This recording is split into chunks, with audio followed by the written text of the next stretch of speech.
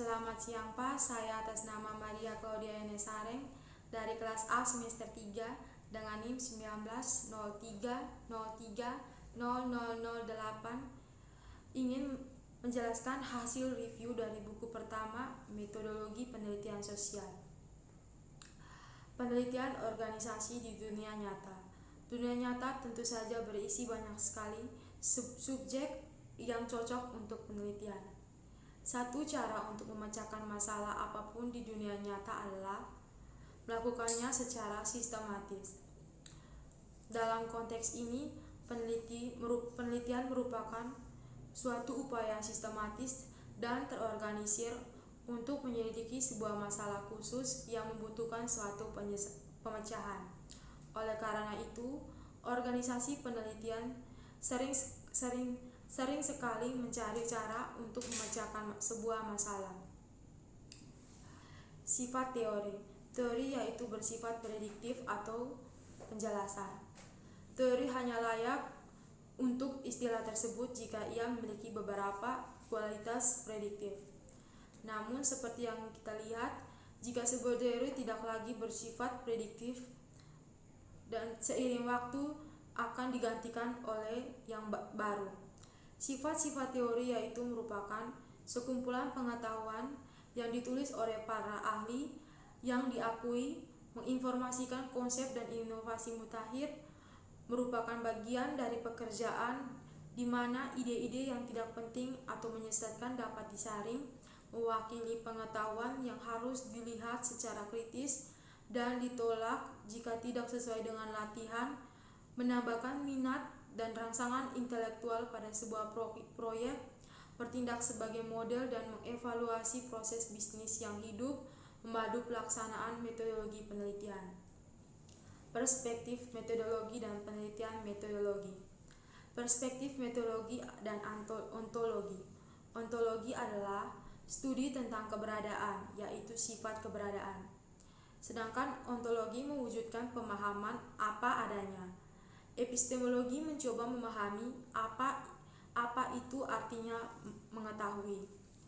Epistemologi memberikan latar belakang filosofis untuk memutuskan jenis pengetahuan apa yang sah dan memadai. Memilih dan merencanakan proyek penelitian. Kita harus memiliki gagasan yang lebih jelas tentang metodologi, pendekatan dan alat yang penting untuk desain dan implementasi penyebutan topik penelitian yang baik. Umumnya, proyek penelitian dapat dirancang sebagai bagian dari program studi akademik atau sebagai hasil dari kebutuhan bisnis atau organisasi. Jelas pendekatan terbaik adalah memilih topik penelitian yang menarik minat kita dan satu topik yang mungkin untuk mempertahankan minat kita. Proses penelitian bisa memakan waktu yang lama dan sulit, jadi kita harus berkomitmen pada subjek yang ada. Eksperimental dan kuasi eksperimental desain penelitian. Proses desain penelitian eksperimental secara sederhana terdiri dari dua langkah, yaitu tahap perencanaan dan tahap operasional. Pada tahap perencanaan, masalah utama atau pertanyaan penelitian dapat diajukan dan literatur yang relevan dan teori diselidiki. Merancang deskriptif dan survei analitik. Survei terbagi dalam dua kategori, analitis dan deskriptif. Survei analitis mengambil banyak fitur penelitian eksperimental dan deduktif dan sebagainya, penekanan pada kendala data dan kontrol statistik variabel ukuran sampel. Sebaliknya, survei deskriptif cenderung menggunakan pendekatan induktif, seringkali menggunakan pertanyaan terbuka untuk mengeksplorasi perspektif. Merancang studi kasus. Studi kasus cenderung lebih spesifik dalam fokusnya, sedangkan survei cenderung dikumpulkan data tentang berbagai topik terbatas tetapi dari banyak orang.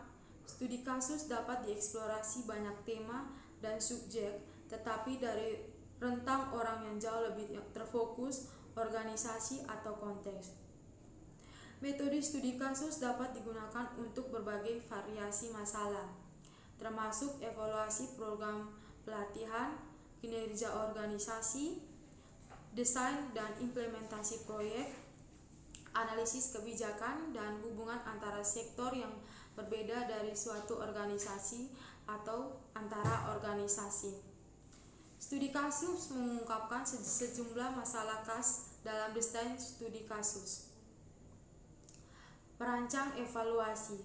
Merancang evaluasi melibatkan pengumpulan data sistematis tentang karakteristik protata bahasa, produk, kebijakan, atau layanan.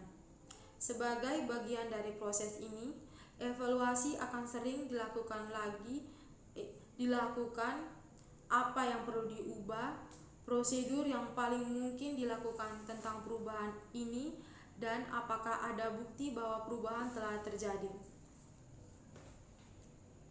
Pengumpulan data primer kuesioner.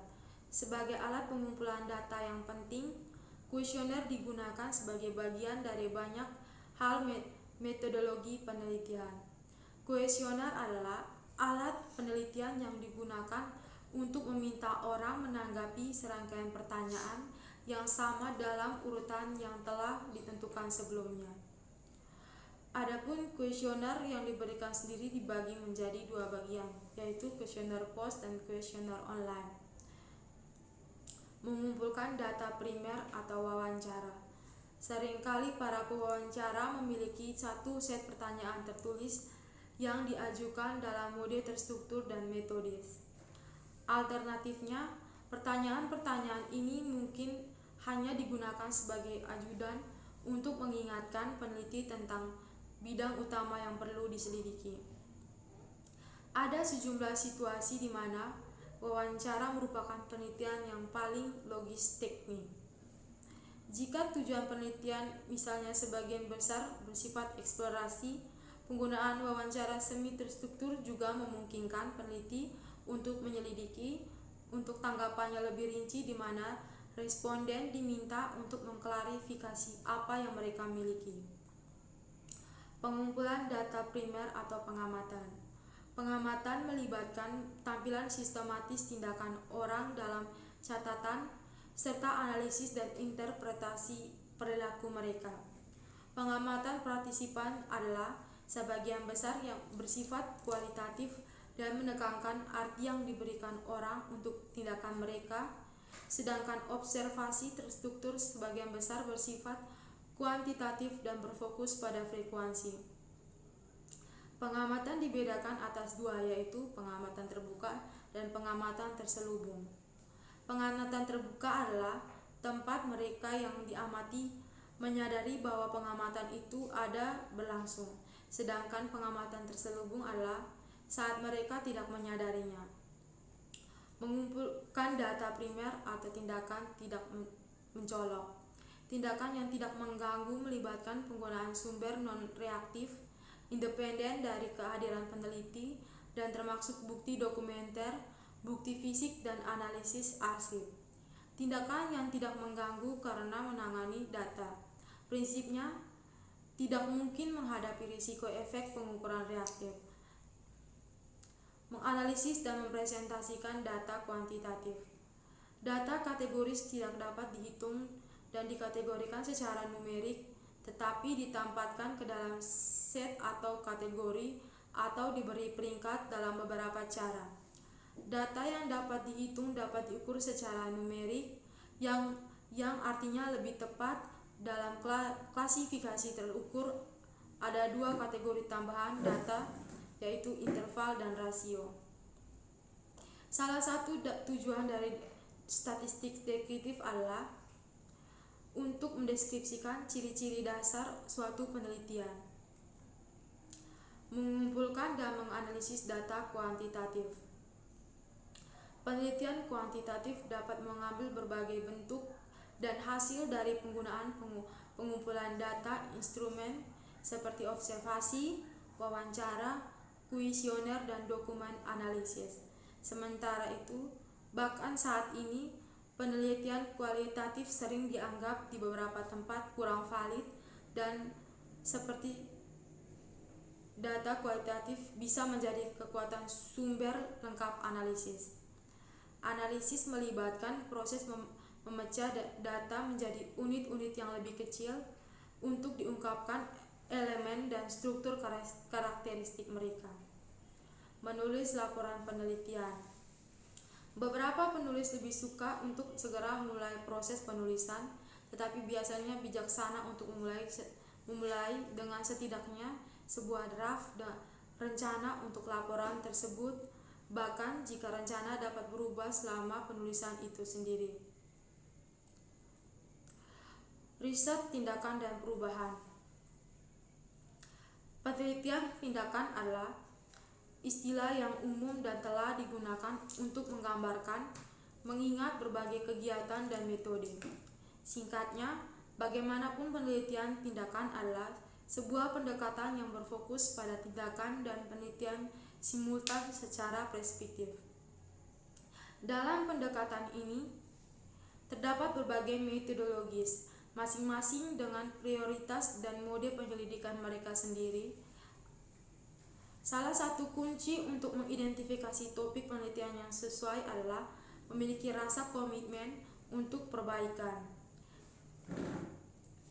Jika dibawa mengambil penelitian dalam praktik profesional kita sendiri, kita dapat misalnya bertanya sendiri pertanyaan seperti, bagaimana cara mengurangi tingkat stres saya di tempat kerja? Bagaimana kami dapat meningkatkan kualitas konsultasi dan saran yang kami berikan di organisasi, dan sebagainya. Sekian video dari saya. Selamat siang. Terima kasih, Pak.